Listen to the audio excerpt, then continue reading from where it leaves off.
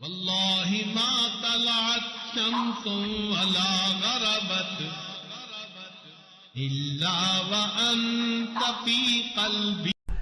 انسانی زندگی ہوا میں رکھے ہوئے چراغ کی مانند ہے۔ جس طرح ہوا میں رکھا ہوا چراغ ایک جھونکے کا محتاج ہوتا ہے، انسانی زندگی بھی ایک پل کی محتاج ہوتی ہے۔ زندگی کیا ہے تھرکتا ہوا ننھا سا دیا، ایک ہی جھونکا جسے آ کے بجھا دیتا ہے۔ یا سرے مژگاں غم کا تھرکتا ہوا آنسو، پلک چھپکنا جسے مٹی میں ملا دیتا ہے۔ اس لیے کسی نے یہ کہا، زندگی انسان کی ہے مانند مرغ بے نوا، شاخ پر کچھ دیر بیٹھا چہچہایا اڑ گیا۔ کہ جس طرح ایک پرندہ کسی شاخ پر آ کر بیٹھتا ہے، تھوڑی دیر چہچہاتا ہے اور چلا جاتا ہے، یہی انسان کی زندگی کی مثال ہے کہ انسان اس دنیا میں تھوڑی دیر کے لیے آیا اور بالآخر اس دنیا سے چلا جائے گا۔ آپ نے دیکھا ہوگا کہ جب بچہ پیدا ہوتا ہے تو اس کے ایک کان میں اذان کہتے ہیں اور دوسرے میں اقامت کہتے ہیں۔ یہ اس بچے کو پیغام دے رہے ہوتے ہیں کہ تیری زندگی کی اذان بھی ہو گئی، تیری زندگی کی اقامت بھی ہو گئی۔ اب اقامت میں اور جماعت کے کھڑے ہونے میں جتنا فرق ہے، اتنا ہی تیری زندگی ہے، لہذا تم اپنی زندگی اس طرح سے گزارو کہ ابھی میری نماز جنازہ قائم ہونے والی ہے۔ اسی لیے یہ حکم ہوا کہ تم دنیا میں ہو تو امتحان گاہ میں ہو۔ یہ دنیا سیرگاہ نہیں، تماشا گاہ نہیں، آرام گاہ نہیں، یہ امتحان گاہ ہے۔ افسوس کہ ہم نے اس کو چراگاہ بنا لیا۔ اللہ رب العزت نے مومن کا گھر آخرت میں بنایا ہے۔ اس کا انحصار انسان کے اعمال پر ہے۔ چنانچہ ہر انسان کا ایک گھر جنت میں بنتا ہے، ایک جہنم میں۔ جب موت کا وقت آتا ہے تو اگر وہ جنتی آدمی ہے تو اس کو اس کا جنت کا گھر دکھایا جاتا ہے۔ اس کے دل خوش ہوتا ہے اس کو دیکھ کے، اور اسی خوشی کے عالم میں اس کی روح کو قبض کر لیا جاتا ہے۔ اور برا انسان جب موت کے قریب پہنچتا ہے تو اس کو جہنم میں اس کا گھر دکھایا جاتا ہے، جس کی وجہ سے اس پر ایک خوف طاری ہوتا ہے، اور اسی خوف کی حالت میں اس بندے کی روح کو قبض کر لیا جاتا ہے۔ یہ بات ذہن میں رکھیے کہ دنیا مٹی گارے سے بنی اور فنا ہونے والی ہے، اور جنت سونے اور چاندی سے بنی اور ہمیشہ باقی رہنے والی ہے۔ ایک بزرگ فرمایا کرتے تھے کہ اے دوست، جتنا دنیا میں رہنا ہے اتنا دنیا کے لیے کوشش کر لے، اور جتنا آخرت میں رہنا ہے اتنا آخرت کے لیے کوشش کر لے۔ ہماری دنیا کی زندگی تو ہے 150 سال، اور آخرت کی زندگی ہمیشہ ہمیشہ۔ امام غزالی رحمۃ اللہ علیہ نے ایک مثال لکھی ہے کہ اگر زمین اور آسمان کے درمیان رائی کے دانے بھر دیے جائیں اور ایک پرندہ 1000 سال کے بعد آئے اور ایک دانہ کھائے، پھر 1000 سال کے بعد آئے دوسرا دانہ کھائے، پھر 1000 سال کے بعد آ کر تیسرا دانہ کھائے. ایک وقت آئے گا کہ زمین و آسمان کے درمیان رائی کے یہ سب دانے ختم ہو جائیں گے. آخرت کی زندگی کبھی ختم نہیں ہوگی. جب ہم نے اتنا وہاں جا کر رہنا ہے تو ہم سوچیں کہ ہمارے دن کی ترتیب کیا ہے. ہم تو اپنے 24 گھنٹے کا سکیجول ایسے بناتے ہیں کہ جیسے دنیا ہی میں رہنا ہے، اور آخرت کی تیاری کے لیے تو وقت ہی نہیں نکالتے. اسی کو غفلت کہتے ہیں اور اسی کو دھوکہ کہتے ہیں. اس لیے دنیا کا نام ہے دار الغرور، دھوکے کا گھر. اور یہ دھوکہ صرف جاہلوں کو اور ان پڑھوں کو نہیں لگتا، یہ پڑھے لکھے عقل مندوں کو بھی لگتا ہے. وہ دنیا کی زندگی میں ایسے مست ہو جاتے ہیں کہ نمازوں کی فرصت ہی نہیں ہوتی. غور کریں تو آج کا ہر انسان اپنی جنت سجانے میں لگا ہوا ہے. میرا گھر ایسے ہو، میرا بزنس ایسے ہو، بیوی ایسی ہو، بچے ایسے ہوں، گاڑی ایسی ہو. ہر بندہ اپنے ذہن کے اندر ایک جنت سجا کر اس کو بنانے میں لگا ہوتا ہے، اور اس کو یہ نہیں پتا کہ اللہ نے تو جنت آخرت میں سجائی ہے. دنیا میں تو ہم تیاری کے لیے تھے. اس کا اندازہ آپ کو اس بات سے ہوگا کہ آج ہر بندے کو یہ فکر ہوتی ہے کہ میرے بعد میرے بچوں کا کیا ہوگا. جس عورت کو دیکھ لو، جس مرد کو دیکھ لو، اس کے ذہن میں یہی فکر کہ میرے بعد میرے بچوں کا کیا ہوگا. کبھی ہم نے یہ بھی سوچا کہ بچوں کے مرنے کے بعد بچوں کا کیا ہوگا؟ تو ہماری سوچ تو ہے ہی دنیا کی. اسی لیے جب مرنے والا دنیا سے جاتا ہے تو اس پہ کوئی نہیں رو رہا ہوتا. کہتے ہیں کہ ایک نوجوان نیک آدمی تھا، وفات کے قریب گھر کے سارے لوگ رونے لگے. اس نے والد سے کہا کہ ابو کیوں روتے ہیں؟ اس نے کہا میرا جوان بیٹا فوت ہو رہا ہے، اب میرا سہارا کون بنے گا؟ ماں سے پوچھا. اس نے کہا بیٹا میں نے تمہیں پالا بڑا کیا، اب جب میرا وقت آیا کہ تم میری خدمت کرتے، تم جا رہے ہو. بیوی سے پوچھا. اس نے کہا کہ آپ میرے خامد ہیں، آپ فوت ہو گئے تو میری زندگی میں تو اندھیرا ہو جائے گا. بچوں سے پوچھا. انہوں نے کہا کہ ہمارے سر کا سایہ ہیں اور ہمارا سایہ ختم ہو گیا. اس نے کہا کہ اس کا مطلب یہ ہے کہ تم سب کے سب اپنے لیے رو رہے ہو، میرے لیے تو تم میں سے کوئی نہیں رو رہا. تو رونے والے بھی اپنے لیے روتے ہیں، مرنے والے کے لیے کون روتا ہے؟ الا ماشاء اللہ. اس لیے آج وقت ہے تیاری کرنے کا. جیسے سکول میں امتحان ہوتا ہے، ایک اے پیپر ہوتا ہے، ایک بی پیپر ہوتا ہے. دونوں میں پاس ہو جائیں تو بس اگلی کلاس میں چلے جاتے ہیں. یہی ہمارا حال کہ دنیا کی زندگی میں ہمیں تیاری کا حکم دیا گیا. قبر میں جائیں گے تو اے پیپر ہوگا اور اس میں 3 کویسچن پوچھے جائیں گے. تیرا رب کون ہے؟ تیرے نبی علیہ السلام کون ہیں؟ تیرا دین کون سا ہے؟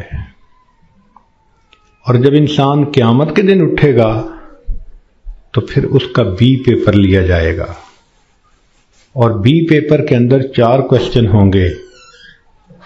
تم نے زندگی کیسے گزاری، جوانی کیسے گزاری، کدھر سے کمایا، کہاں پہ خرچ کیا، اور تم نے اپنے علم پہ کتنا عمل کیا. جو اے پیپر بی پیپر دونوں میں کامیاب، اس کو اللہ رب العزت پھر جنت کا گھر عطا فرما دیں گے. مگر اس کا یہ مقصد نہیں کہ جی ہمیں تو ان سوالوں کے جوابات کا پتہ ہے تو ہم موت کے وقت جواب دے لیں گے. ایسا نہیں ہوگا. جیسے زندگی گزری ہوگی ویسا انسان قبر میں جواب دے سکے گا.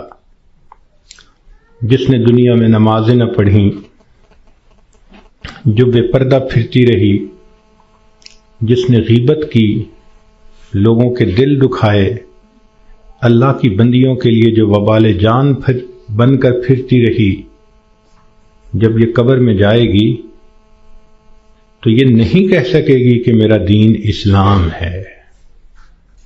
اس کا تو طرز زندگی ہی اور تھا، تو اسلام کا نام کیسے لے سکے گی؟ جو بے پردہ پھرتی ہے وہ کیسے کہہ سکے گی کہ میں نبی علیہ الصلوۃ والسلام کو اپنا نبی مانتی ہوں؟ ان کی تعلیمات کو اپنایا نہیں، ان کی سنتوں کی دھیان نہیں دیا، تو کیسے جواب دے سکیں گے؟ تو اس لیے کتنے لوگ ہوتے ہیں جو موت کے وقت کلمہ پڑھنا چاہتے ہیں، پڑھ نہیں پاتے. چنانچہ ایک ڈاکٹر ہیں، ڈاکٹر نور محمد صاحب، ملتان کے ہیں. انہوں نے زندگی کے 35 سال ایمرجنسی وارڈ کے اندر ڈیوٹی کی. انہوں نے موت کے اوپر ایک کتاب لکھی ہے. اس میں وہ لکھتے ہیں کہ ایمرجنسی وارڈ میں تو لوگ آتے ہیں جو آخری لمحوں پر ہوتے ہیں اور بہت سارے فوت بھی ہو جاتے ہیں. تو جب بھی کوئی ایسا بندہ میرے سامنے آتا، میں اسے کلمہ پڑھنے کی تلقین کرتا. وہ کہتے ہیں کہ میرا تجربہ یہ ہے کہ 100 میں سے 95 بندوں کو کلمہ پڑھنا نصیب نہیں ہوتا. تو ان سے پوچھا گیا کہ کیسے؟ وہ کہنے لگے کہ پہلے تو مجھے سمجھ نہیں لگتی تھی کہ یہ کیوں نہیں اونچا کلمہ پڑھتے جبکہ میں ان کو پڑھا بھی رہا ہوں. پھر ایک بندے کو میں نے کہا کہ تمہیں ہارٹ پرابلم ہے، ہارٹ اٹیک ہے، تو میں تم سے پوچھوں گا کہ تم کلمہ پڑھو، اور اگر تم نہ پڑھ سکو گے تو میں پوچھوں گا کہ تم پڑھنا چاہتے ہو، پڑھ نہیں پا رہے؟ اس نے کہا بہت اچھا، میں جواب دوں گا. جب اس کی آخری کیفیت آئی تو میں نے اس سے پوچھا تو اس نے اشارے سے بتایا کہ میری زبان پہ فالج پڑ گیا ہے، اب میں بولنا بھی چاہتا ہوں، میری زبان بولتی نہیں. آج اللہ نے زبان کا کنٹرول ہمیں دیا. ہم چاہیں تو ایک دن میں ہزاروں دفعہ کلمہ پڑھ سکتے ہیں، لیکن جس عورت نے جیتے جاگتے کلمہ پڑھائے ہی نہیں، دن گزر گئے، ہفتے گزر گئے، مہینے گزر گئے، زبان پہ کلمے کا ورد جاری ہی نہیں ہوتا، دنیا کی باتیں، دنیا کے فیشن، تو موت کے وقت اچانک کلمہ کیسے جاری ہو جائے گا؟ اس لیے اس سے پہلے کہ لوگ ہمیں کلمہ پڑھائیں، ہم اپنے اختیار سے کلمہ پڑھنے کی مشق کر لیں. تو دنیا کی زندگی میں ہم آئے ہیں آخرت کی تیاری کرنے کے لیے. ہماری مثال ایسی ہے کہ جیسے ایک آدمی کا ویزا لگ چکا ہو اور وہ بورڈنگ پاس لے کر لاؤنج کے اندر پہنچ گیا ہو اور اپنی فلائٹ کے اناؤنس ہونے کا انتظار کر رہا ہو. ہم نے دیکھا کہ لاؤنج میں لوگ بیٹھے ہوتے ہیں، ایک فلائٹ اناؤنس ہوتی ہے، کچھ اٹھ کے چلے جاتے ہیں، پھر دوسری اناؤنس ہوتی ہے اور اٹھ کے چلے جاتے ہیں، نئے آتے رہتے ہیں اور یہ اٹھ کے جاتے رہتے ہیں. بالکل زندگی کا یہی معاملہ، نئے بچے پیدا ہوتے رہتے ہیں اور جو پہلے سے موجود ہیں وہ اس دنیا سے رخصت ہوتے رہتے ہیں۔ ہم سب کا موت کا ویزا لگ چکا، ہم لاؤنج میں ہیں، کب ہماری فلائٹ ہے یہ بھی ہمیں پتہ نہیں۔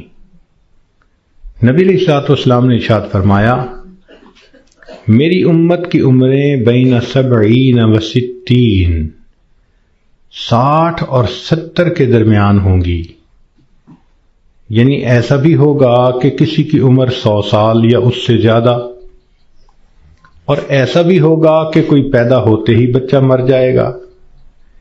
تو جب اوسط نکالیں گے تو گراس ایوریج اس امت کی 60 سے 70 سال بنے گی۔ اب جن لوگوں کی زندگی ہے ہی 60 سے 70 سال، تو جو عورتیں 40 سے اوپر پہنچ گئیں وہ اپنی زندگی کے ظہر اثر کا وقت گزار رہی ہیں، اور ظہر اثر کے بعد پھر مغرب ہوتے ہوئے دیر نہیں لگا کرتی۔ ہم نے خود تجربہ کیا ہے کہ کئی کام اکٹھے ہوتے ہیں تو سوچتے ہیں کہ ہم چھٹی کے دن کریں گے، اور چھٹی کے دن جب صبح ہوتی ہے تو دل میں بڑا مان ہوتا ہے، لمبا دن پڑا ہے، کوئی بات نہیں۔ لیکن کام کرتے کرتے جب ظہر گزر جاتی ہے تو پھر بندے کو پینک کنڈیشن ہونی شروع ہو جاتی ہے۔ وہی بندہ جو تسلی میں تھا کہ لمبا دن پڑا ہے، اب ہاتھ پاؤں پھول رہے ہوتے ہیں اور وہ کہتا ہے جی دن تو نکل گیا، جلدی سے کام سمیٹو۔ تو جو 40-50 سے اوپر کی زندگی گزار رہی ہیں، اب وہ ظہر اثر کے وقت میں پہنچ گئیں، مغرب ہونے میں دیر نہیں لگا کرتی۔ اس لیے بہتر ہے کہ ہم موت سے پہلے موت کی تیاری کر لیں۔ اللہ رب العزت چاہتے ہیں تو بندے کو ڈاکٹر کے قدموں میں موت دے دیتے ہیں، اور اگر چاہتے ہیں تو بندے کے نام مردوں کی فہرست سے نکلوا دیتے ہیں۔ ہمارے ایک ڈاکٹر صاحب دوست تھے، وہ ایک ہاسپٹل کے ڈائریکٹر تھے، بڑے تھے، 300 بیڈ کا ہاسپٹل تھا۔ تو کہنے لگے کہ ایک مرتبہ میرے پاس لسٹ آئی ان مریضوں کی جو فوت ہو گئے، تو روزانہ میں سائن کرتا تھا تو وہ ڈیڈ باڈیز وارثوں کے حوالے کر دی جاتی تھی۔ تو میں سائن کرنے لگا تو میرے ذہن میں خیال آیا کہ میں ذرا ان کے چہرے تو دیکھ لوں۔ کہنے لگا میں نے چہرے جو دیکھے تو ایک بوڑھا آدمی تھا، ایسے ہی میرے ذہن میں گیا کہ کہیں اس کو فٹ کا دورہ تو نہیں پڑا۔ تو میں نے ٹیکا منگوایا اور انجیکشن اس کو لگا دیا، اللہ کی شان وہ اٹھ کے بیٹھ گیا۔ مردوں کی فہرست میں اس کا نام لکھا جا چکا ہے۔ اللہ تعالیٰ چاہتے ہیں تو فہرست سے نام نکلوا دیتے ہیں۔ اور ایک اور ڈاکٹر صاحب کے بارے میں ہم جانتے ہیں کہ وہ اتنے ہارٹ اسپیشلسٹ ہیں کہ ملک کے صدر وزیر اعظم کے وہ ہارٹ اسپیشلسٹ ہوتے ہیں، VVIPs کے ہارٹ اسپیشلسٹ۔ ایک نوجوان آیا اور آ کے اس نے ان سے چیک اپ کروایا، تو ڈاکٹر صاحب نے پورا چیک اپ کرنے کے بعد ان کو کہا کہ your heart is functioning as good as that of a young man, کہ تمہارا دل تو ایک نوجوان بندے کے دل کی طرح ٹھیک ٹھیک کام کر رہا ہے۔ اس نوجوان نے ان سے اپنی فائل پکڑی اور پیچھے مڑ کر جو قدم اٹھایا وہیں اس کو ہارٹ اٹیک ہوا اور ڈاکٹر کی آنکھوں کے سامنے اس کی جان نکل گئی۔ تو اللہ تعالیٰ چاہتا ہے تو ڈاکٹر کے قدموں میں جان دے دیتا، موت دے دیتا ہے، اور اللہ تعالیٰ چاہتا ہے تو مردوں کی فہرست سے بندے کا نام نکلوا دیتا ہے۔ اور کئی مرتبہ انسان موت سے بھاگ کے جا رہا ہوتا ہے اور حقیقت میں موت کے قریب ہو رہا ہوتا ہے۔ چنانچہ سلیمان علیہ السلام کا دربار ہے، ایک شخص داخل ہوا اور اس نے وہاں بیٹھے ہوئے کسی آدمی کو بڑے غور سے دیکھا۔ تو جس بندے کو غور سے دیکھا اس پہ بہت خوف طاری ہوا، وہ اٹھ کے سلیمان علیہ السلام کے پاس آیا، حضرت مجھ پہ بہت خوف ہے اس شخص کا جس نے مجھے غور سے دیکھا، آپ پلیز ہوا کو حکم دیں مجھے دور فلاں جزیرے کے اندر پہنچا دے۔ تو سلیمان علیہ السلام نے ہوا کو حکم دیا۔ اتنے میں آپ نے اس بندے کو بلایا جس نے گھور کے دیکھا تھا، پوچھا کہ بھئی کون ہو؟ اس نے جواب دیا جی ملک الموت۔ تم اسے گھور کے کیوں دیکھ رہے تھے؟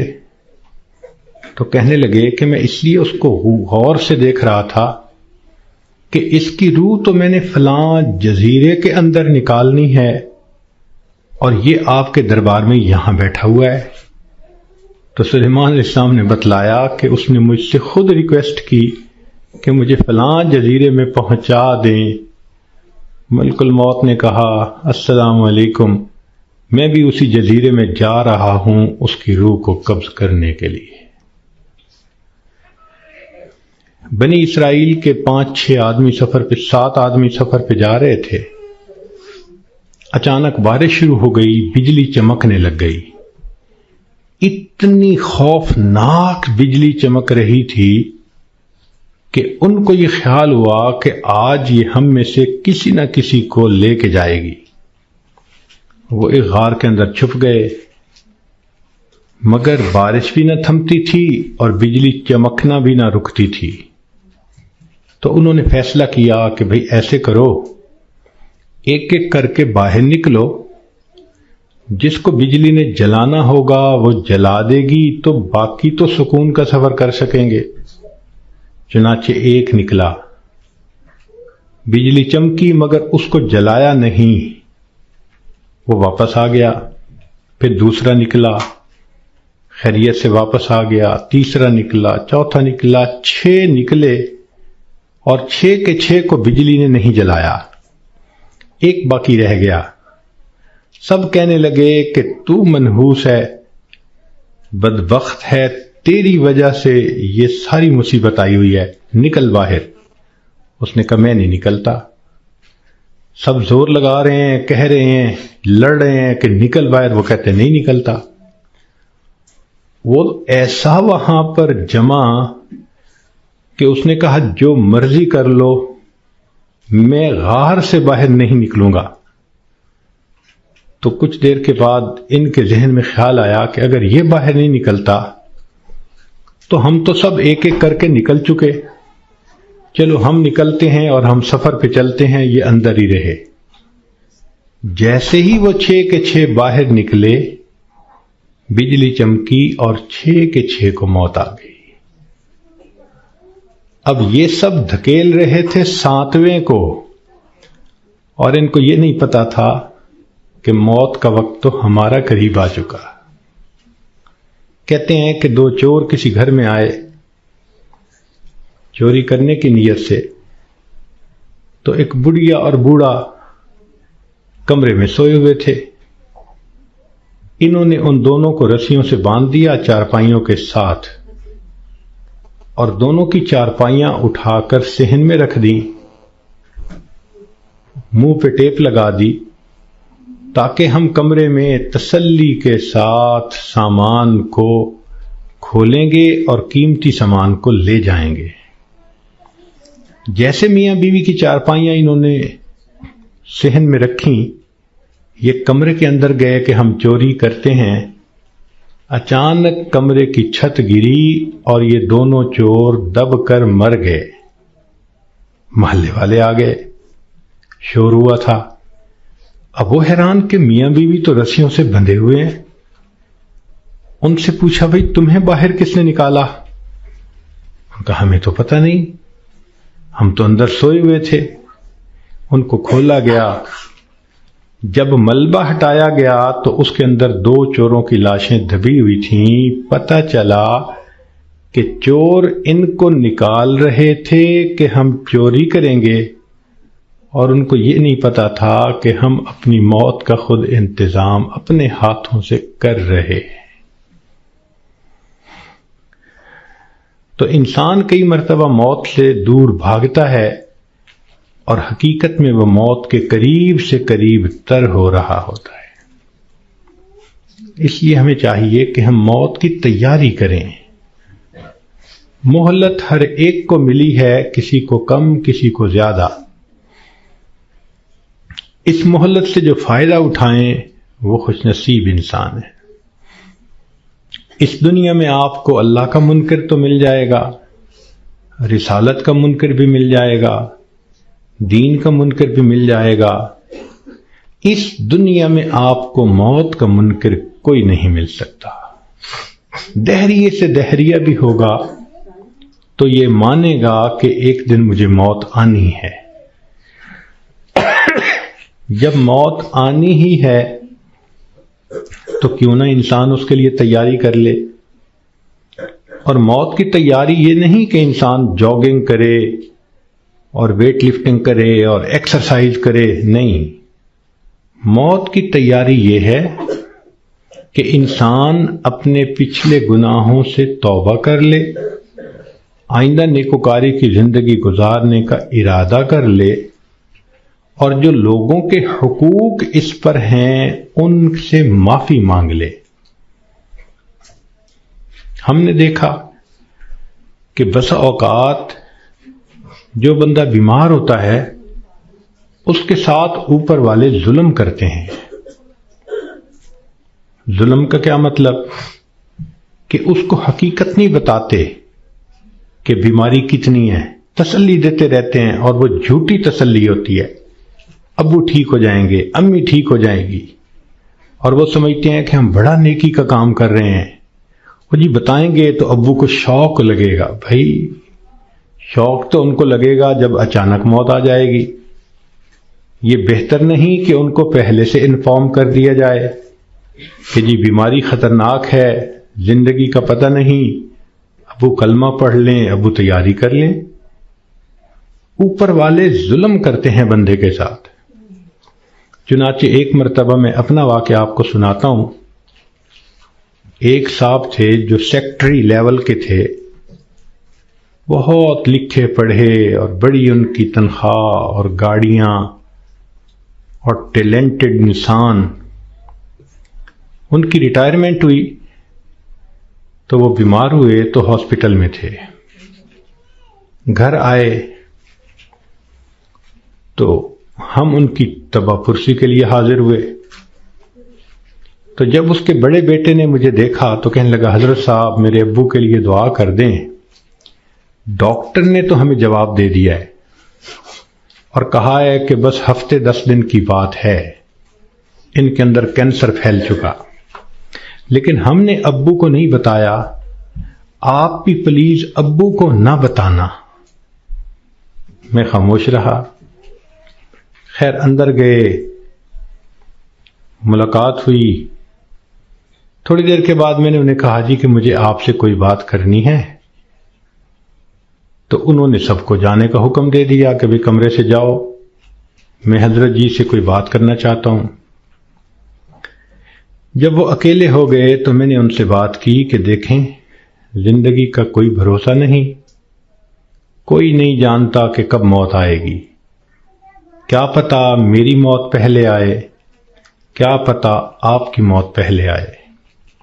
ہم نے آنکھوں سے دیکھا ہے بوڑھا باپ جوان بیٹے کی لاش کو دفن کر رہا ہوتا ہے، اور کئی مرتبہ جوان باپ اپنے نوزائیدہ بچے کی لاش کو دفن کر رہا ہوتا ہے.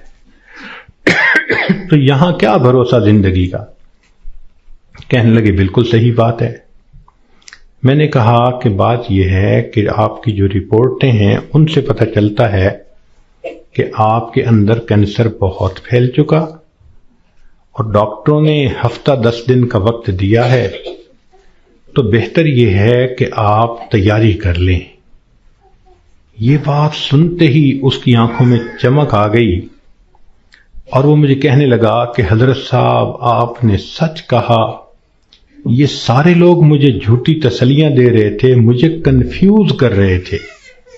میرا دل کہتا تھا کہ میری بیماری خطرناک ہے، اور یہ اوپر والے کہتے تھے، رپورٹ بھی نہیں دکھاتے تھے، کہتے تھے بس ٹھیک ہو جائے گا، آپ فوراً ٹھیک ہو جائیں گے۔ تو اللہ آپ کا بھلا کرے، آپ نے مجھے بتا دیا۔ میں نے تو اب اپنے پوتے پوتیوں کو، نواسے نواسیوں کو دیکھ لیا، کتنا بندے نے رہنا ہوتا ہے، تو چلو مجھے اندازہ تو ہو گیا۔ اب یہ کہہ کر انہوں نے دروازہ کھلوایا۔ جب بیٹا آیا اور اس کو پتہ چلا کہ حضرت صاحب نے تو بتا دیا میرے ابو کو، تو وہ میری طرف دیکھنے لگے۔ میں نے ان کو کہا کہ بچے غصہ نہ کرو، میں نے تمہارے ساتھ بھلا کیا ہے۔ اللہ کے اس بندے نے سارے گھر والوں کو بلایا اور ان کو کہا کہ دیکھو بھئی، میری بیماری کی یہ حالت ہے کہ میرے پاس صرف 6-7 دن ہیں۔ اب ایسے کرو کہ جو میری زمینیں تھیں، جائیدادیں تھیں، مکان تھے اور وہ میرے نام تھے، سارے نکالو، میں اپنی وراثت کو بچے اور بچیوں میں شریعت کے مطابق تقسیم کرتا ہوں تاکہ میرے بعد جھگڑے نہ ہوں۔ لو جی، 2 دن میں انہوں نے سب جائیدادوں کا بچوں کے نام انتقال کروا دیا تاکہ بچوں کے جھگڑے نہ ہوں آپس میں۔ پھر اس کے بعد انہوں نے کہا کہ میرا جی چاہتا ہے کہ میرے بچوں کے آپس میں رشتے ہوں، تو کچھ رشتے تھے جو انہوں نے پرپوز کیے اور ان کی وجہ سے انہوں نے آپس میں ہاں بھی کر لی۔ پھر تیسرا کام انہوں نے یہ کیا کہ کچھ رشتہ داروں کی آپس میں ناراضگیاں تھیں، ان کو بلایا اور کہا کہ دیکھو بھئی، میں مہمان ہوں، میرے دل کی تمنا ہے کہ میں تمہیں آپس میں ایک دوسرے سے سلو کرتا ہوا دیکھوں۔ چنانچہ 15 20 سال سے جو ایک دوسرے سے رشتہ دار نہیں بولتے تھے، گھر آنا جانا نہیں تھا، انہوں نے ان سب میں سلو کروا دی۔ پوری برادری اتنی خوش تھی ان تمام باتوں پہ کہ جی اس بندے نے اتنا اچھا کام کر دیا، یہ ہماری برادری کا بڑا تھا، سب میں جوڑ پیدا کر دیا۔ پھر اللہ کی شان، 1 ہفتے کے بعد اس کو موت آ گئی۔ اب اس کا بیٹا جب کبھی ملتا ہے کہتا ہے حضرت جو احسان آپ نے ہم پہ کیا ہم اس کا بدلہ نہیں چکا سکتے۔ تو کیا ضرورت ہے بیمار آدمی سے چھپانے کی جب کہ اس کی بیماری اتنی خطرناک سٹیج تک پہنچ چکی ہو؟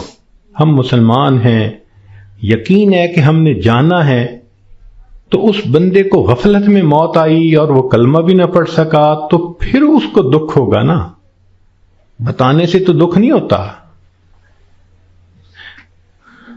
تو اس لیے شریعت نے کہا کہ جب کسی کو موت آنے لگے تو اس کو کلمے کی تلقین کیا کرو۔ ہم نے یہ دیکھا ہے کہ ادھر بندے کے آخری لمحہ ہوتا ہے اور ادھر بیوی جو ہے آگے بڑھتی ہے اور بیٹی کو کرتی ہے، آپ نے پہچانا اسے، یہ کون ہے؟ یہ دیکھو یہ تسنیم آئی ہے، یہ دیکھو یہ پروین آئی ہے۔ حالانکہ وہ لمحہ اس بندے کے لیے اللہ کے ذکر کا وقت ہوتا ہے، یکسوئی کا وقت ہوتا ہے۔ تو یہ مسئلہ سمجھ لیں کہ جب کسی مریض یا مریضہ کو دیکھیں کہ اب آخری لمحے ہیں، مت تعارف کریں اور کروائیں۔ ساری زندگی اس کو تعارف ہوتا رہا، اب تو رب سے تعارف ہونے کا وقت ہے۔ اب کیوں اس کو غافل کرتے ہیں؟ کیوں اس کی توجہ کو ہٹاتے ہیں؟ کہتے ہیں کہ ایک بزرگ تھے، 3 سال کی بیٹی تھی، حفصہ اس کا نام تھا۔ ایک دن ان کے اوپر ہارٹ اٹیک ہوا اور وہ اسی کنڈیشن میں آنکھیں بند کر کے اللہ سے لو لگا کے پڑے ہوئے تھے۔ وہ حفصہ آئی اور دستور کے مطابق چارپائی پر چڑھی، ان کے سینے کے اوپر لیٹ گئی اور ان کی آنکھیں کھولنے لگی، باتیں کرنے لگی۔ وہ خاموش رہے تو حفصہ کہنے لگی ابو آپ مجھ سے بات نہیں کرتے، لو میں بھی آپ سے بات نہیں کرتی، میں نے آپ سے کاٹی کر دی۔ یہ کہہ کے وہ بچی دوسرے کمرے میں چلی گئی اور وہاں جا کے اس نے رونا شروع کر دیا۔ ماں نے دیکھا بیٹی رو رہی ہے تو وہ آئی، بیٹی کیوں رو رہی ہو؟ اس نے کہا ابو مجھ سے نہیں بولتے، میں ابو سے نہیں بولتی۔ تو ماں اپنی بیٹی کو اٹھا کے لائی اور ان کے پاس آ کر کہنے لگی دیکھیں نا آپ حفصہ سے نہیں بول رہے، یہ آپ سے ناراض ہو گئی ہے، آپ حفصہ کو منا لیں۔ تو جب اس نے یہ بات کہی نا کہ آپ حفصہ کو منا لیں تو ان بزرگوں نے آنکھ کھولی، فرمانے لگے کون سی حفصہ اور کیسی حفصہ، ہم نے تو اپنے یار کو منا لیا، لا الہ الا اللہ محمد الرسول اللہ، اور ان کی روح پرواز کر گئی۔ تو آخری وقت میں تو یہ حفصاؤں کو پیچھے رکھیں، اس کو کلمہ یاد دلائیں، اس کا آخری لمحہ ہوتا ہے۔ زندگی میں تھوڑی محبتیں اس نے دکھائیں اور محبتیں کیں، آخری وقت میں تو بندے پہ ظلم ہو رہا ہوتا ہے کہ اس کی توجہ اللہ کی طرف سے ہٹا کے دنیا کی طرف لگا رہے ہوتے ہیں۔ تو یہ ذہن میں رکھیں کہ جب کسی کو دیکھیں کہ اب آخری لمحہ ہے تو بس کلمہ پڑھیں اس کے سامنے، ذرا مناسب آواز سے لا الہ الا اللہ پڑھیں تاکہ اس کو کلمہ یاد آ جائے اور اللہ اس کو پڑھنے کی توفیق عطا فرمائے۔ اور یہ بھی ذہن میں رکھیں کہ ایک غلطی اور بھی ہوتی ہے کہ جب کسی کا آخری وقت قریب آتا ہے نا، اللہ ان ڈاکٹروں کو ہدایت دے، یہ اس کو نشے کا ٹیکہ لگا دیتے ہیں اور اپنے ذہن میں سوچتے ہیں کہ اس کو تکلیف نہیں ہوگی۔ او اللہ کے بندے، تم نے نشے کا ٹیکہ لگا دیا، یہ کلمہ کیسے پڑھ سکے گا؟ ساری زندگی جس کی تمنا رہی کہ میں آخری وقت میں کلمہ پڑھ کے جاؤں، تم اس کو بے ہوش کر دو گے تو اس نعمت سے محروم کر دو گے۔ اس لیے جب آپ دیکھیں کہ اب آخری وقت ہے تو ڈاکٹروں کو منع کر دیں، ہاسپٹل میں ہوں گھر میں ہوں، ڈاکٹر کو سختی سے کہیں کہ ڈاکٹر صاحب اس وقت آپ نے نشے کا ٹیکہ نہیں لگانا، تاکہ ہوش کے ساتھ یہ کلمہ پڑھ کے ایمان کے ساتھ دنیا سے رخصت ہو۔ اس وقت کی جو تکلیف ہوتی ہے وہ تو گناہوں کی معافی ہو جاتی ہے۔ تو یہ بھی غلطی ہو جاتی ہے، اس کا بھی بڑا خیال رکھیں۔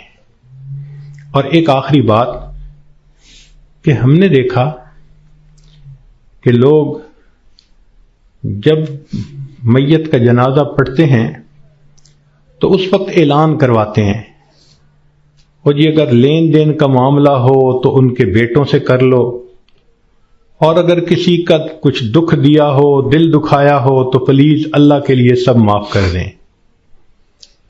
تو پہلی بات تو یہ بتائیں کہ جن کا اس نے دل دکھایا کیا وہ اس کا جنازہ پڑھنے آئے ہوں گے؟ اور دوسری بات کہ اگر اس نے رشتہ دار عورتوں کا دل دکھایا تو عورتیں تو ویسے ہی جنازہ پڑھنے نہیں آتی۔ تو موت کے بعد اعلان کروانے کا اتنا فائدہ نہیں، لطف اور مزہ تو یہ ہے کہ زندگی میں یہ معافی مانگے۔ کم لوگ ہوتے ہیں جو اپنی زندگی میں لوگوں سے معافی مانگ لیتے ہیں۔ ہمارے ایک بزرگ تھے، سفید ریش ہو گئے تھے، ان کی ایک خوبصورت عادت تھی، وہ جس کسی سے ملتے تو الوداع ہوتے ہوئے فرماتے، آپ کے تو میرے اوپر بہت حقوق ہیں، میں کمزور ہوں، ادا نہیں کر سکا، آپ مجھے اللہ کے لیے معاف کر دیں۔ شریعت کہتی ہے کہ جب کہنے والے نے یہ کہا اور سننے والے نے آگے سے مسکرا دیا تو بس اس نے گویا معاف کر دیا۔ وہ ہر کسی سے معافی مانگتے تھے، بڑے سے بھی، چھوٹے سے بھی، ہر کسی سے۔ تو مرد بھی اس عادت کو اپنائیں، عورتیں بھی اس عادت کو اپنائیں۔ بیوی خامن سے معافی مانگ لے، خامن بیوی سے معافی مانگ لے، بچے آپس میں ایک دوسرے سے معافی مانگ لیں۔ یہ معافی مانگنے کی عادت اچھی عادت ہے، اس میں کوئی شان گھٹ نہیں رہی ہوتی کہ بندہ کہہ دے جی مجھ سے تو بہت کوتاہیاں ہوئیں، اور اگر آپ ہرٹ ہوئے پلیز آپ مجھے معاف کر دیں. بلکہ بعض تو بچیوں کو یہ ایسی عادت پڑ جاتی ہے کہ وہ جس کسی سے بات کرتی ہیں بیٹھتی ہیں ہر ایک سے معافی مانگ لیتی ہیں. تو یہ بھی ایک بہت اچھی عادت ہے کہ دنیا کے معاملات کو انسان دنیا میں ہی سمیٹ جائے. کون ہے جو آخرت میں جواب دینے کے قابل ہو سکے؟ تو آج وقت ہے تیاری کرنے کا، اور اس کو کہتے ہیں موت کی تیاری، کہ انسان گناہوں کو چھوڑے، نیکیوں کو اپنائے، زندگی شریعت کے مطابق بنائے، جتنے دل لوگوں کے حقوق میں کوتاہی کی، غیبت کی، دکھ دیا، ان سب سے معافی مانگ لے.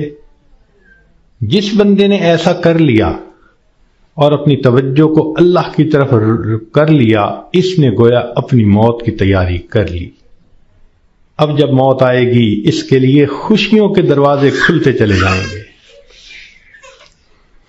تو ہمیں چاہیے کہ ہم موت کے لیے تیار رہیں. ہمیں نہیں معلوم کہ ہمیں کس حال میں موت آئے گی.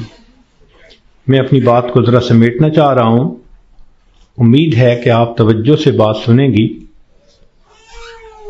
کہ ایک شخص کو دشمنوں نے قتل کیا اور نہر میں پھینک دیا، اور اس کی لاش پانی کے اندر کئی دن ڈوبی رہی. جب وہ اوپر آئی سطح پر تو اتنی پھول گئی تھی کہ بندے کی پہچان ممکن ہی نہیں تھی، شکل ہی بدل گئی تھی. پولیس والوں کو پتہ چلا، انہوں نے آ کے لاش نکالی، اور جب دیکھا کہ پہچان ہی نہیں ہوتی تو انہوں نے قریبی بستی والوں کو بلایا اور کہا کہ بھئی اس کو نہلا دو، کفنا دو، مسلمان تو ہے. چنانچہ امام صاحب نے کہا کہ جی میں نہلا تو دوں گا، میرے پاس کفن کے پیسے تو نہیں ہیں، مجھے کفن کے پیسے دے دو. ایک بندے نے کہا کہ جی اعلان کر دو.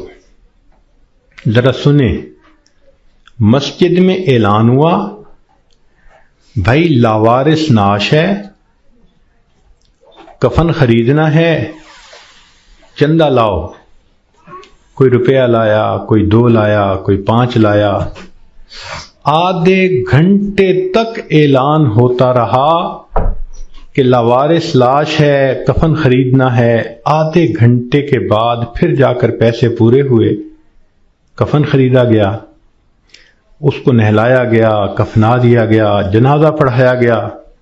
جنازہ پڑھتے ہوئے ایک آدمی کی آنکھ میں بھی آنسو نہیں تھے، اس لیے کہ کوئی جانتا ہی نہیں تھا یہ کون ہے. جب اس کو دفن کیا گیا تو 3 مہینے کے بعد کیس کی حقیقت کھلی. تب پتہ چلا کہ وہ سرگودا کے علاقے کا ایک ذمہ دار تھا.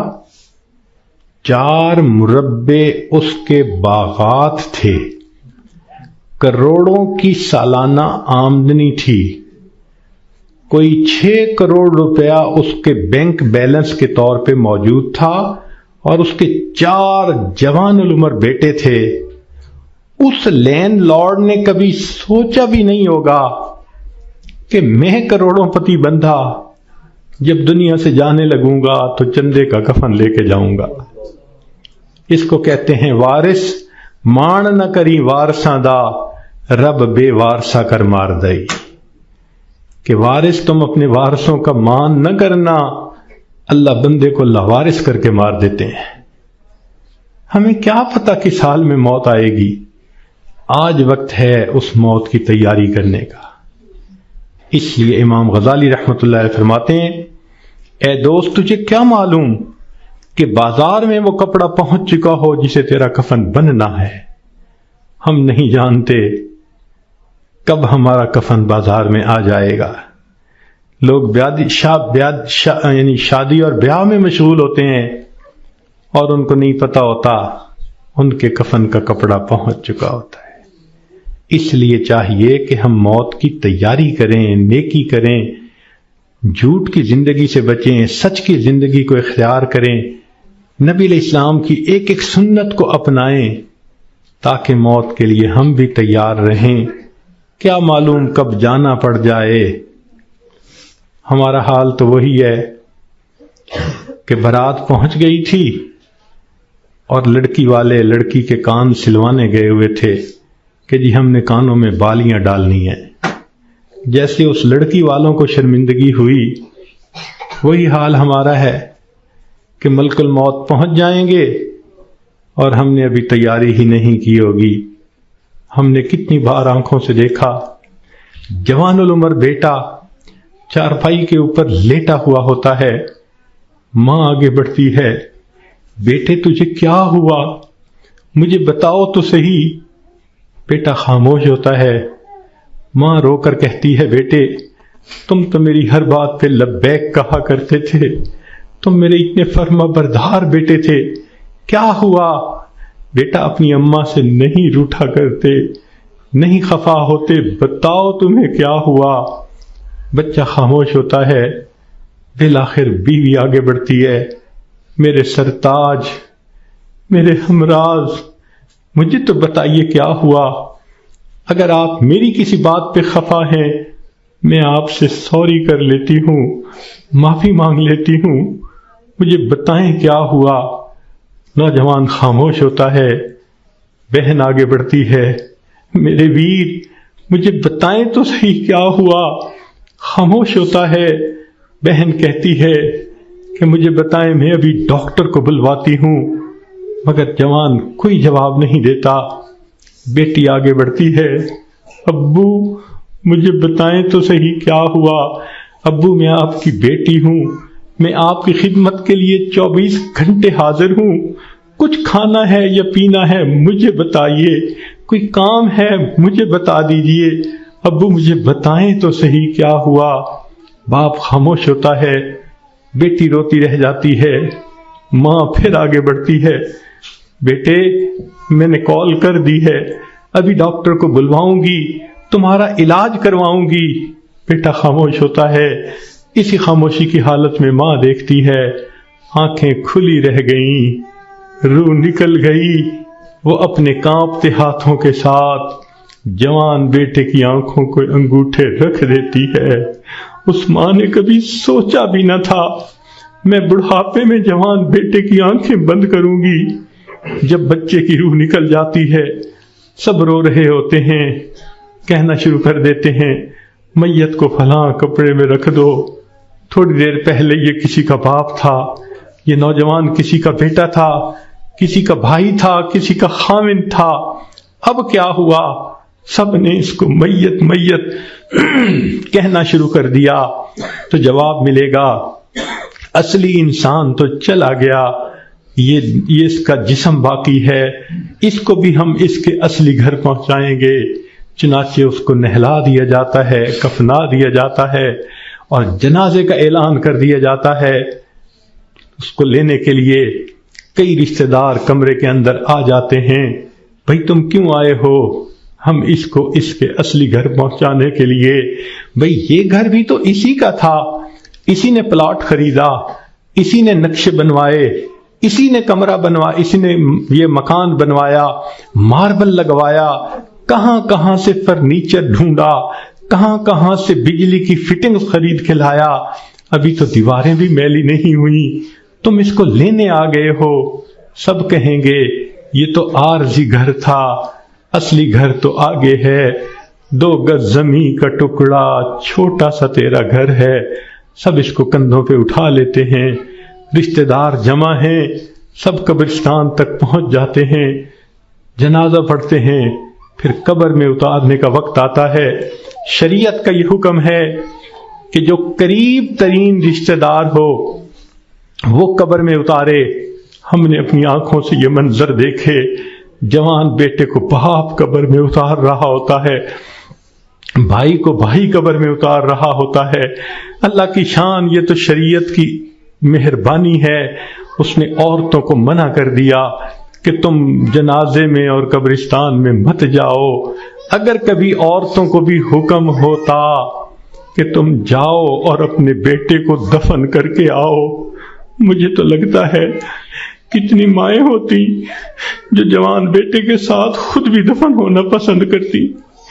کیسی عجیب اللہ تعالیٰ نے مردوں کو ہمت دی ہوتی ہے جوان بیٹے کو جس کے جسم پہ کبھی میلا کپڑا بھی باپ برداشت نہیں کرتا تھا، آج اس کو زمین پہ لٹا دیتا ہے، اپنے ہاتھوں سے مٹی ڈال دیتا ہے، بھائی مٹی ڈالتے ہیں، دوست مٹی ڈالتے ہیں، منو مٹی کے نیچے اس کو دبا کے اللہ کے حوالے کر کے آ جاتے ہیں۔ جب اللہ کے حوالے ہونا ہی ہے، اے انسان تو اپنے آپ کو آج اللہ کے حوالے کر دے۔ اللہ میں اپنے آپ کو آپ کے حوالے کرتی ہوں، جو آپ کا حکم ہوگا میں اس پہ چلوں گی، جو گناہ ہوگا میں اس سے بچوں گی۔ آج حوالے کریں گے تو اس کا فائدہ ہوگا۔ چنانچہ انسان کو بالآخر اللہ کے حضور جانا ہی ہے۔ حضرت علی اللہ عنہ فرمایا کرتے تھے، موت کی تکلیف کینچیوں سے کتر دینے سے زیادہ سخت ہوتی ہے، موت کی تکلیف دیگ میں بھون دینے سے زیادہ سخت ہوتی ہے۔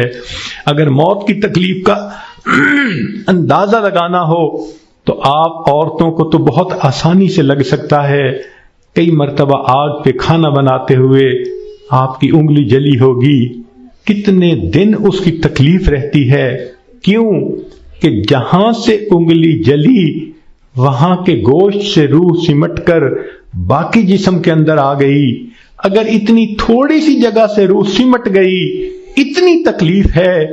جب پورے جسم سے روح سمیٹ لی جائے گی اس وقت تکلیف کیا ہوگی، ذرا اس کو یاد کر لیجئے۔ آج وقت ہے ہم اس کی تیاری کر لیں، پھر موت کے وقت تکلیف ایسی نہیں ہوگی۔ چنانچہ حدیث پاک میں آتا ہے، جب مومن کی موت کا وقت آتا ہے اللہ تعالیٰ ملک الموت کو بھیجتے ہیں، جنت کے فرشتوں کو بھی بھیجتے ہیں، وہ جنت کی خوشبوؤں کے رومال بھی لے کے آتے ہیں اور اس بندے کے سینے پہ خوشبوؤں والا رومال رکھ دیتے ہیں۔ اس بندے کو جنت کی خوشبو آتی ہے، اس کا دماغ معطر ہو جاتا ہے اور اس کی روح کو ایسے قبض کرتے ہیں جیسے مکھن میں سے بال نکال لیتے ہیں۔ جب اس کی روح کو لے کے چلے جاتے ہیں اللہ تعالیٰ فرشتوں کو حکم فرماتے ہیں، دیکھو یہ میرا نیک بندہ تھا، روح کو قبض کر لیا گیا، اب جدھر سے اس کا جنازہ گزرے گا تم راستے کے دونوں طرف ادب سے کھڑے ہو جاؤ۔ سبحان اللہ، مومن کی کیا شان ہے، جہاں جہاں سے جنازہ گزرتا ہے فرشتے راستے کے دونوں طرف ادب سے کھڑے ہوتے ہیں۔ حدیث پاک میں آتا ہے، جس جگہ یہ بیٹھ کر نماز پڑھتا تھا زمین کا وہ ٹکڑا رو رہا ہوتا ہے، جہاں قرآن پڑھا کرتا تھا زمین کا وہ حصہ رو رہا ہوتا ہے، آسمان کے وہ دروازے روتے ہیں جہاں سے اس کے لیے رزق اتارا جاتا تھا۔ سبحان اللہ، یہ اللہ کے عاشق کی موت ہے۔ اس لیے کہا گیا کہ عاشق کا جنازہ ہے، ذرا دھوم سے نکلے، محبوب کی گلیوں سے ذرا گھوم کے نکلے۔ یہ عاشق کا جنازہ جا رہا ہے۔ پھر اس کو جب دفن کیا جاتا ہے حدیث پاک میں آتا ہے اللہ تعالیٰ فرشتوں کو فرماتے ہیں، یہ میرا بندہ دنیا سے تھکا ماندہ آیا ہے، جاؤ اور اس کو جا کر کہہ دو نم کنومت العروس، دلہن کی نیند سو جا۔ فرشتہ آ کے خوشخبری دے دیتا ہے تم دلہن کی نیند سو جاؤ۔ یہاں محدثین نے نکتہ لکھا، یہ کیوں نہ کہا میٹھی نیند سو جاؤ، آرام کی نیند سو جاؤ، گہری نیند سو جاؤ، یہ کیوں کہا کہ دلہن کی نیند سو جاؤ؟ تو اس کا جواب انہوں نے یہ دیا کہ دلہن جب پہلی رات اپنے کمرے میں جا کر سوتی ہے اس کو وہی جگاتا ہے جو اس کا خاوند، اس کا محبوب ہوتا ہے۔ یہ مومن آج قبر میں دلہن کی نیند سو رہا ہے، کل قیامت کا دن جب ہوگا اس کو وہی جگائے گا جو اس کا محبوب حقیقی ہوگا۔ چنانچہ مومن قبر سے اٹھے گا، آواز آئے گی یا ایتھا النفس المطمئنہ ارجعی الی ربک راضیۃ مرضیہ فادخلی فی عبادی وادخلی جنتی۔ مومن کی آنکھ کھلے گی، اللہ تعالیٰ مسکرا کر اس کا استقبال کریں گے۔ یہ کیسا خوش نصیب انسان ہے کہ جس نے اچھی زندگی گزاری، آج یہ دنیا سے آخرت کی طرف کامیاب ہو کر چلا گیا۔ اللہ تعالیٰ ہمیں بھی ایسی کامیابی والی زندگی گزارنے کی توفیق عطا فرمائے۔ وآخر دعوانا ان الحمد للہ رب العالمین۔ کچھ مستورات کی طرف سے یہ پیغام تھا، وہ توبہ طائب ہونا چاہتی ہیں، بیعت کرنا چاہتی ہیں، تو دل میں یہ نیت کر لیجئے کہ ہم زندگی کے پچھلے سب گناہوں سے سچی پکی توبہ کر رہی ہیں اور آئندہ نیکوکاری کی زندگی گزارنے کا دل میں ارادہ کر رہی ہیں۔ جیسے نیت ہوتی ہے ویسے مراد مل جاتی ہے۔ نیت کیجئے اللہ ہمیں آئندہ سچی اور سچی زندگی گزارنے کی توفیق عطا فرما۔ الحمدللہ وکفا وسلام علی عبادہ الذین اصطفیٰ، اما بعد۔ یہ کلمات جو میں پڑھوں گا پیچھے پیچھے پڑھتی جائیے۔ بسم اللہ الرحمن الرحیم، لا الہ الا اللہ محمد الرسول اللہ، آمنت باللہ وملائکتہ وکتبہ ورسلہ والیوم الآخر والقدر خیرہ وشرہ من اللہ تعالی والبعث بعد الموت، آمنت باللہ کما ہوا باسمائہ وصفاتہ وقبلت جمیع احکامہ اقرار باللسان وتصدیق بالقلب، اشہد ان لا الہ الا اللہ واشہد ان محمدا عبدہ ورسولہ، استغفر اللہ ربی من کل ذنب واتوب الیہ برحمتک یا ارحم الراحمین۔ بس ان کلمات کو پڑھنے سے اب آپ بیت ہو چکی ہیں۔ چند معمولات ہیں جن کو اگر آپ باقاعدگی سے کریں گی تو اللہ تعالیٰ آپ کے دل کو منور فرما دیں گے۔ ان میں سے پہلی چیز ہے 100 مرتبہ استغفار صبح شام پڑھنا، استغفر اللہ ربی من کل ذنب واتوب الیہ۔ اور دوسرا ہے 100 مرتبہ درود شریف صبح شام پڑھنا، اللہم صلی علی سیدنا محمد وعلی آل سیدنا محمد وبارک وسلم۔ تیسرا ہے قرآن مجید کی تلاوت کرنا، ایک پارہ کرے تو بہت اچھا، ورنہ آدھا پارہ صحیح۔ اور چوتھی چیز ہے کہ چلتے پھرتے ہر وقت دل میں اللہ کا دھیان رکھنا۔ اور پانچویں چیز ہے مراقبہ کرنا۔ مراقبے کا طریقہ یہ ہے کہ ساری دنیا کے خیالات سے آپ تھوڑی دیر کے لیے اپنے آپ کو فارغ کر لیں، آنکھوں کو بند کر لیں، سر کو جھکا لیں، دنیا اور جو کچھ دنیا میں ہے اس سے ہٹ کٹ کے اللہ رب العزت کی یاد میں ڈوب جائیں اور یہ سوچیں کہ اللہ رب العزت کی رحمت آ رہی ہے، دل میں سما رہی ہے، دل کی ظلمت اور سیاہی دور ہو رہی ہے، اور میرا دل اللہ اللہ اللہ، یہ میرا دل کہہ رہا ہے، دل بول رہا ہے اور میں سن رہی ہوں۔ 10-15 منٹ اس طرح بیٹھنے سے آپ کے دل کے اندر اللہ کی محبت بھرے گی۔ ابھی تھوڑی دیر دعا سے پہلے اس کی مشق کر لیں۔ جتنی عورتیں بیٹھی ہیں تھوڑی دیر آنکھوں کو بند کر لیں اور اپنے دل کی طرف دھیان کریں کہ میرا دل اللہ اللہ اللہ کہہ رہا ہے۔